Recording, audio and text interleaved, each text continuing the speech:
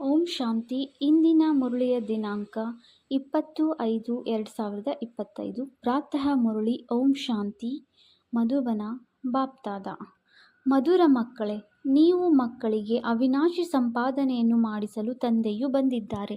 ಈಗ ನೀವು ಜ್ಞಾನರತ್ನಗಳನ್ನು ಎಷ್ಟು ಸಂಪಾದನೆ ಮಾಡಲು ಬಯಸುತ್ತೀರೋ ಅಷ್ಟು ಮಾಡಲು ಸಾಧ್ಯ.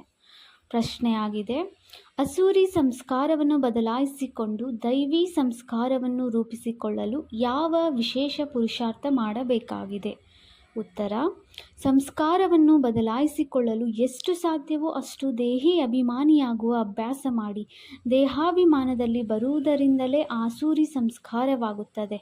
ತಂದೆಯು ಆಸೂರಿ ಸಂಸ್ಕಾರವನ್ನು ದೈವಿ ಸಂಸ್ಕಾರವನ್ನಾಗಿ ಮಾಡಲು ಬಂದಿದ್ದಾರೆ. ಮೊದಲು ನಾನು ದೇಹಿ ಆತ್ಮನಾಗಿದ್ದೇನೆ, ನಂತರ ಈ ಶರೀರವಾಗಿದೆ. ಈ ಪುರುಷಾರ್ಥ ಮಾಡಿ. ಗೀತೆ: ನೀನು ರಾತ್ರಿಯನ್ನು ಮಲಗುತ್ತಾ ಕಳೆದೆ, ಹಗಲನ್ನು ತಿನ್ನುತ್ತಾ ಕಳೆದೆ. ಓಂ ಶಾಂತಿ. ಈ ಗೀತೆಯನ್ನು ಮಕ್ಕಳು ಬಹಳಷ್ಟು ಬಾರಿ ಕೇಳಿದ್ದೀರಿ. ಆತ್ಮೀಯ ಮಕ್ಕಳ ಪ್ರತಿ ಆತ್ಮೀಯ ತಂದೆಯು ಎಚ್ಚರಿಕೆ ನೀಡುತ್ತಿರುತ್ತಾರೆ. ಈಗ ವ್ಯರ್ಥವಾಗಿ ಕಳೆಯುವ ಸಮಯವಲ್ಲ, ಇದು ಬಹಳ ದೊಡ್ಡ ಸಂಪಾದನೆಯನ್ನು ಮಾಡಿಕೊಳ್ಳುವ ಸಮಯವಾಗಿದೆ. ಸಂಪಾದನೆ ಮಾಡಿಸಲು ತಂದೆಯೂ ಬಂದಿದ್ದಾರೆ. ಅಪಾರ ಸಂಪಾದನೆ ಇದೆ. ಇದನ್ನು ಯಾರೆಷ್ಟು ಬೇಕೋ ಅಷ್ಟನ್ನು ಮಾಡಿಕೊಳ್ಳಬಹುದಾಗಿದೆ. ಇದು ಅವಿನಾಶಿ ಜ್ಞಾನ ರತ್ನಗಳಿಂದ ಜೋಳಿಗೆಯನ್ನು ತುಂಬಿಸಿಕೊಳ್ಳುವಂತಹ ಸಮಯವಾಗಿದೆ. ಸಂಪಾದನೆಯಾಗಿದೆ. ಇದು ಭವಿಷ್ಯಕ್ಕಾಗಿ ಇದೆ. ಇದು ಭಕ್ತಿ, ಇದು ಜ್ಞಾನವಾಗಿದೆ. ಯಾವಾಗ ರಾವಣ ರಾಜ್ಯವು ಆರಂಭವಾಗುತ್ತದೆಯೋ ಆಗ ಭಕ್ತಿಯು ಆರಂಭವಾಗುತ್ತದೆ ಎಂಬುದನ್ನು ಮನುಷ್ಯರು ತಿಳಿದುಕೊಂಡಿಲ್ಲ. ಯಾವಾಗ ತಂದೆಯು ಬಂದು ರಾಮರಾಜ್ಯವನ್ನು ಸ್ಥಾಪನೆ ಮಾಡುವರೋ ಆಗ ಜ್ಞಾನವು ಆರಂಭವಾಗುತ್ತದೆ. ಜ್ಞಾನವು ಹೊಸ ಪ್ರಪಂಚಕ್ಕಾಗಿ ಇದೆ, ಭಕ್ತಿಯು ಹಳೆಯ ಪ್ರಪಂಚಕ್ಕಾಗಿಯೇ ಇದೆ. ಈಗ ತಂದೆಯು ತಿಳಿಸುತ್ತಾರೆ, ಮೊದಲು ತನ್ನನ್ನು ಆತ್ಮನೆಂದು ತಿಳಿಯಬೇಕಾಗಿದೆ. ನಾವು ಮೊದಲು ಆತ್ಮಗಳಾಗಿದ್ದೇವೆ, ನಂತರ ಈ ಶರೀರವಿದೆ ಎಂದು ನೀವು ಮಕ್ಕಳ ಬುದ್ಧಿಯಲ್ಲಿದೆ. ಆದರೆ ನಾಟಕದನುಸಾರ ಮನುಷ್ಯರೆಲ್ಲರೂ ಉಲ್ಟಾ ಆಗಿ ಬಿಟ್ಟಿದ್ದಾರೆ.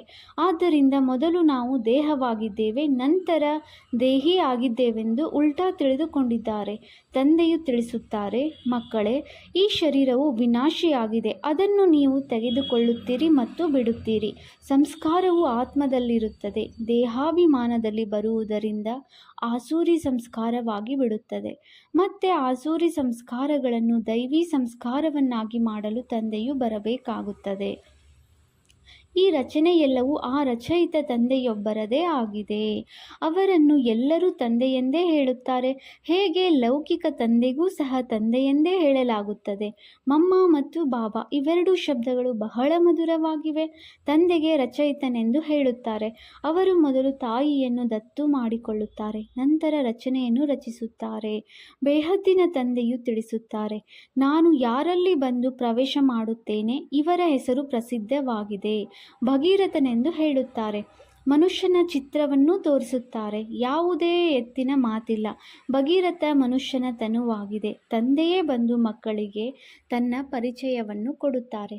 ನೀವು ಯಾವಾಗಲೂ ಬಾಪ್ ದಾದಾರವರ ಬಳಿ ಹೋಗುತ್ತೇವೆಂದೇ ಹೇಳಿ. ಕೇವಲ ಬಾಪ್ ಅರ್ಥಾತ್ ತಂದೆ ಎಂದು ಹೇಳಿದರೆ ಅವರು ನಿರಾಕಾರನಾಗಿ ಬಿಡುವರು. ಶರೀರವನ್ನು ಬಿಟ್ಟಾಗಲೇ ನಿರಾಕಾರಿ ತಂದೆಯ ಬಳಿ ಹೋಗಲು ಸಾಧ್ಯ.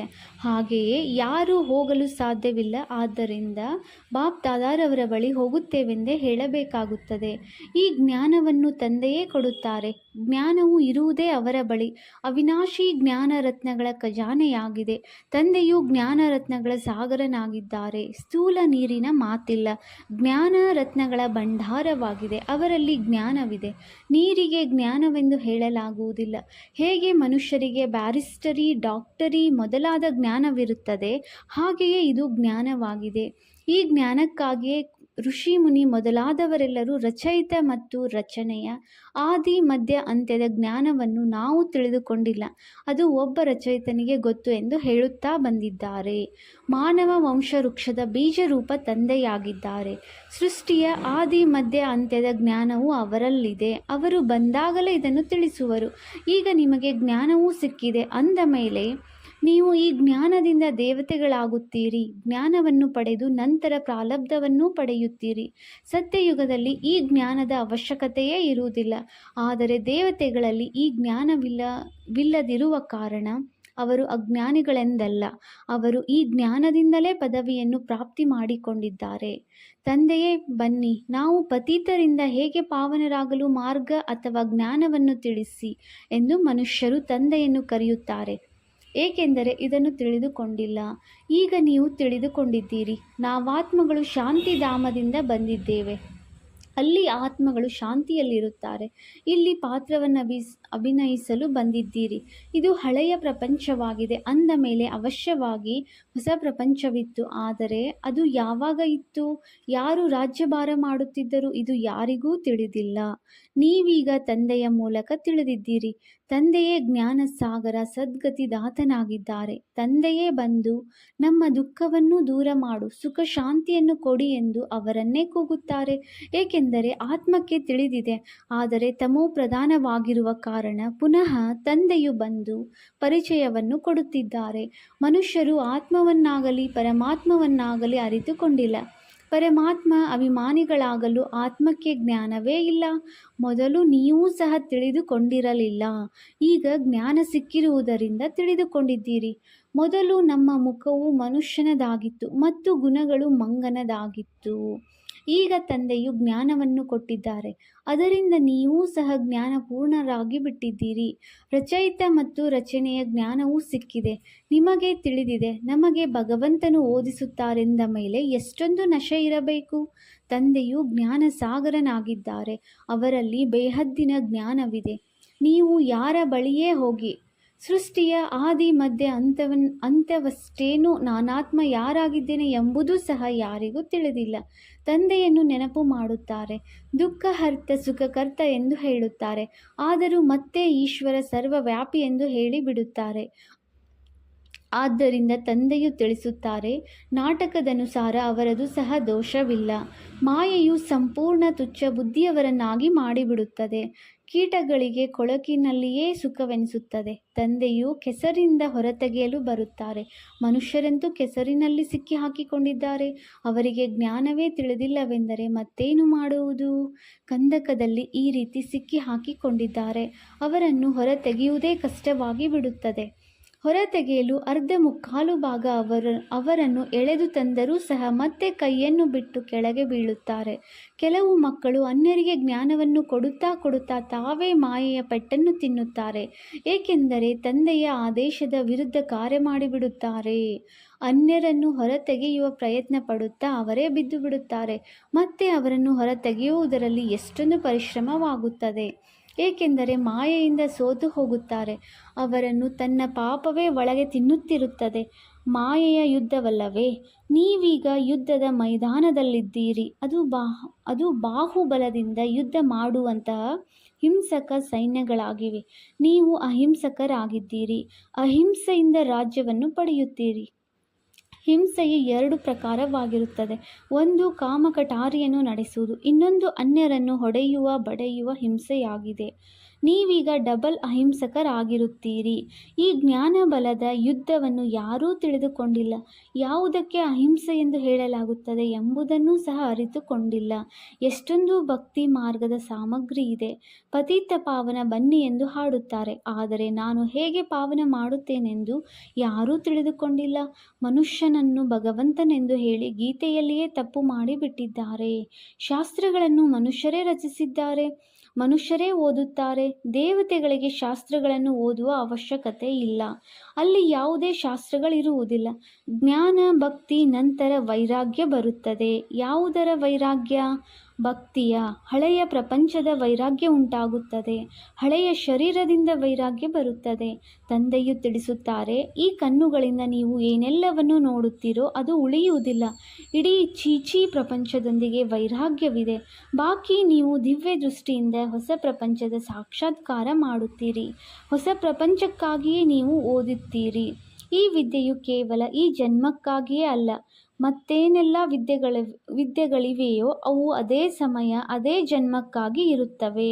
ಈಗ ಸಂಗಮ ಯುಗವಾಗಿದೆ. ಆದ್ದರಿಂದ ನೀವು ಏನನ್ನು ಓದುವಿರೋ ಅದರ ಪ್ರಾರಬ್ಧವು ಹೊಸ ಪ್ರಪಂಚದಲ್ಲಿ ನಿಮಗೆ ಸಿಗುತ್ತದೆ. ಬೇಹದ್ದಿನ ತಂದೆಯಿಂದ ನಿಮಗೆ ಎಷ್ಟು ದೊಡ್ಡ ಪ್ರಾರಬ್ಧವು ಸಿಗುತ್ತದೆ.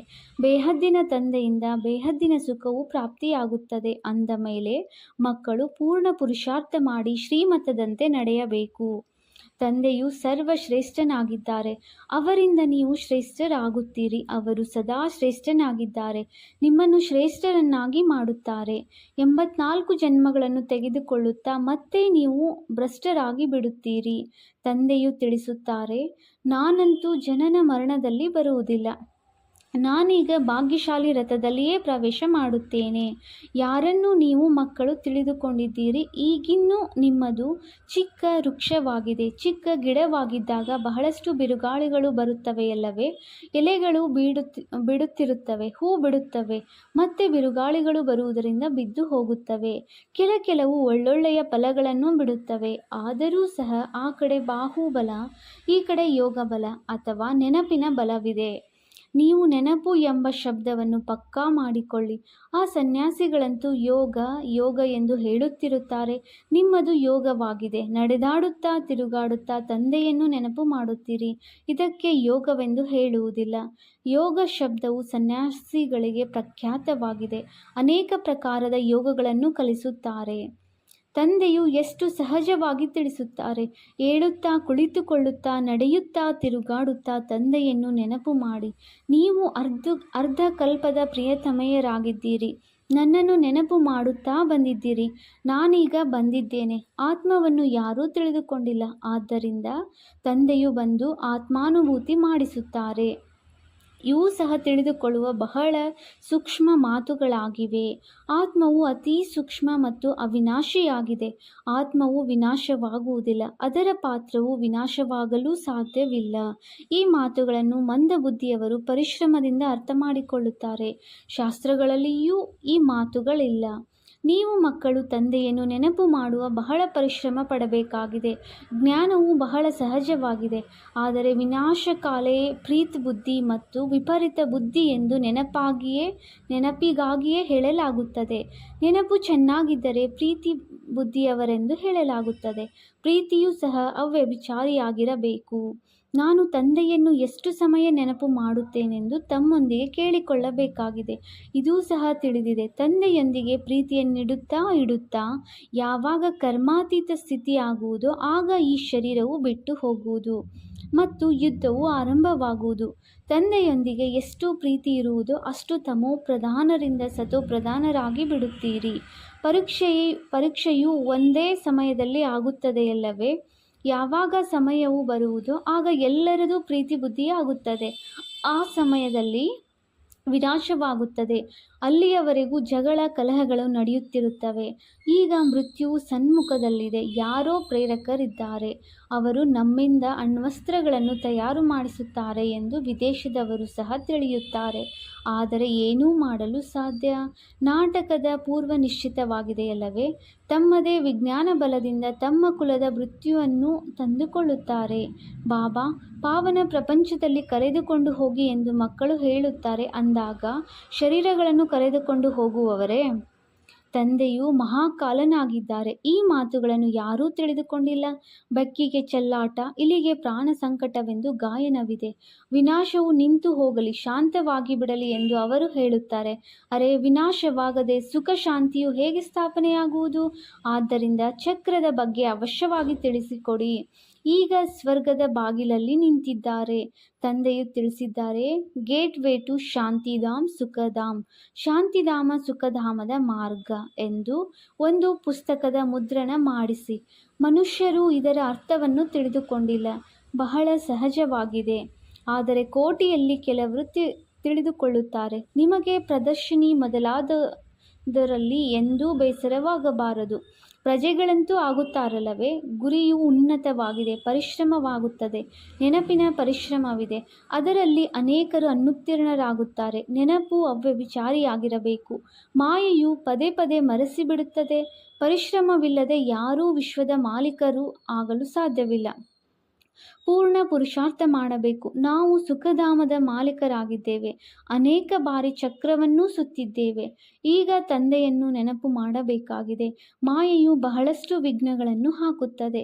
ತಂದೆಯ ಬಳಿ ಸರ್ವಿಸ್ನ ಸಮಾಚಾರಗಳು ಬರುತ್ತವೆ.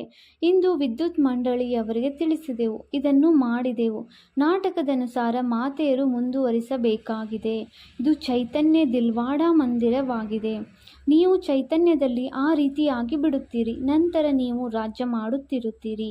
ಭಕ್ತಿ ಮಾರ್ಗದ ಮಂದಿರ ಇತ್ಯಾದಿಗಳು ಉಳಿಯುವುದಿಲ್ಲ. ಒಳ್ಳೆಯದು. ಮಧುರಾತಿ ಮಧುರ ಅಗಲಿ ಹೋಗಿ ಮರಳಿ ಸಿಕ್ಕಿದ ಮಕ್ಕಳ ಪ್ರತಿ ಮಾತಾಪಿತ ಬಾಪ್ದಾದರವರ ನೆನಪು, ಪ್ರೀತಿ ಹಾಗೂ ಸುಪ್ರಭಾತ. ಆತ್ಮೀಯ ಮಕ್ಕಳಿಗೆ ಆತ್ಮೀಯ ತಂದೆಯ ನಮಸ್ತೆ. ನಾವು ಆತ್ಮೀಯ ಮಕ್ಕಳಿಂದ ಆತ್ಮೀಯ ತಂದೆಗೆ ನೆನಪು, ಪ್ರೀತಿ ಹಾಗೂ ಸುಪ್ರಭಾತ. ನಮಸ್ತೆ ಬಾಬಾ, ನಮಸ್ತೆ ನಮಸ್ತೆ. ಧಾರಣೆಗಾಗಿ ಮುಖ್ಯ ಸಾರ. Point number 1. ಒಬ್ಬ ತಂದೆಯೊಂದಿಗೆ ಅವ್ಯಭಿಚಾರಿ ಪ್ರೀತಿಯನ್ನಿಡುತ್ತಾ ಕರ್ಮಾತೀತ ಸ್ಥಿತಿಯನ್ನು ಪಡೆಯಬೇಕಾಗಿದೆ. ಈ ಹಳೆಯ ದೇಹ ಮತ್ತು ಹಳೆಯ ಪ್ರಪಂಚದಿಂದ ಬೇಹದ್ದಿನ ವೈರಾಗ್ಯವಿರಲಿ. Point number 2. ತಂದೆಯ ಆಜ್ಞೆಯ ವಿರುದ್ಧ ಯಾವುದೇ ಕರ್ತವ್ಯವನ್ನು ಮಾಡಬಾರದಾಗಿದೆ. ಯುದ್ಧದ ಮೈದಾನದಲ್ಲಿ ಎಂದೂ ಸೋಲನ್ನು ಅನುಭವಿಸಬಾರದು. ಡಬಲ್ ಅಹಿಂಸಕರಾಗಬೇಕಾಗಿದೆ. ವರದಾನ: ಶುಭ ಭಾವನೆಯಿಂದ ಸೇವೆ ಮಾಡುವಂತಹ ತಂದೆ ಸಮಾನ ಅಪಕಾರಿಗಳ ಮೇಲೂ ಸಹ ಉಪಕಾರಿ ಭವ. ಹೇಗೆ ತಂದೆ ಅಪಕಾರಿಗಳ ಮೇಲೂ ಉಪಕಾರ ಮಾಡುತ್ತಾರೆ, ಹಾಗೆ ತಮ್ಮ ಮುಂದೆ ಎಂತಹದೇ ಆತ್ಮವಿರಲಿ, ಆದರೆ ತಮ್ಮ ದಯಾವೃತ್ತಿಯಿಂದ ಶುಭ ಭಾವನೆಯಿಂದ ಅವರನ್ನು ಪರಿವರ್ತನೆ ಮಾಡಿ. ಇದೇ ಆಗಿದೆ ಸತ್ಯ ಸೇವೆ. ಹೇಗೆ ವಿಜ್ಞಾನಿಗಳು ಮರಳುಗಾಡಿನಲ್ಲಿಯೂ ಬೆಳೆ ಬೆಳೆಯುತ್ತಾರೆ, ಹಾಗೆ ಶಾಂತಿಯ ಶಕ್ತಿಯಿಂದ ದಯಾಹೃದಯಿಯಾಗಿ ಅಪಕಾರಿಗಳ ಮೇಲೂ ಸಹ ಉಪಕಾರ ಮಾಡಿ ಧರಣಿಯನ್ನು ಪರಿವರ್ತನೆ ಮಾಡಿ. ಸ್ವಪರಿವರ್ತನೆಯಿಂದ ಶುಭ ಭಾವನೆಯಿಂದ ಎಂತಹದೇ ಆತ್ಮ ಪರಿವರ್ತನೆಯಾಗಿ ಬಿಡುವುದು. ಏಕೆಂದರೆ ಶುಭ ಭಾವನೆ ಸಫಲತೆಯನ್ನು ಅವಶ್ಯವಾಗಿ ಪ್ರಾಪ್ತಿ ಮಾಡಿಸುವುದು. ಸ್ಲೋಗನ್: ಜ್ಞಾನದ ಸ್ಮರಣೆ ಮಾಡುವುದೇ ಸದಾ ಹರ್ಷಿತರಾಗಿರಲು ಆಧಾರವಾಗಿದೆ. ಅವ್ಯಕ್ತ ಸೂಚನೆ: ಆತ್ಮಿಕ ಘನತೆ ಮತ್ತು ಪವಿತ್ರತೆಯ ವ್ಯಕ್ತಿತ್ವವನ್ನು ಧಾರಣೆ ಮಾಡಿ. ನೀವು ಬ್ರಾಹ್ಮಣರ ತರಹ ಆತ್ಮಿಕ ವ್ಯಕ್ತಿತ್ವ ಇಡೀ ಕಲ್ಪದಲ್ಲಿ ಬೇರೆ ಯಾರದ್ದೂ ಇಲ್ಲ. ಏಕೆಂದರೆ ನಿಮ್ಮೆಲ್ಲರ ವ್ಯಕ್ತಿತ್ವವನ್ನು ಮಾಡುವಂತಹವರು ಶ್ರೇಷ್ಠಾತಿ ಶ್ರೇಷ್ಠ ಸ್ವಯಂ ಪರಮ ಆತ್ಮ ಆಗಿದ್ದಾರೆ. ನಿಮ್ಮ ಎಲ್ಲದಕ್ಕಿಂತ ದೊಡ್ಡ ವ್ಯಕ್ತಿತ್ವವಾಗಿದೆ ಸ್ವಪ್ನ ಅಥವಾ ಸಂಕಲ್ಪದಲ್ಲಿಯೂ ಸಂಪೂರ್ಣ ಪವಿತ್ರತೆ. ಈ ಪವಿತ್ರತೆಯ ಜೊತೆ ಮುಖ ಮತ್ತು ನಡತೆಯಲ್ಲಿ ಆತ್ಮೀಯತೆಯ ವ್ಯಕ್ತಿತ್ವವೂ ಸಹ ಇದೆ. ತಮ್ಮ ಈ ವ್ಯಕ್ತಿತ್ವದಲ್ಲಿ ಸದಾ ಸ್ಥಿತರಾಗಿರುತ್ತೀರೆಂದರೆ ಸೇವೆಯು ಸ್ವತಃ ಆಗುತ್ತದೆ. ಓಂ ಶಾಂತಿ.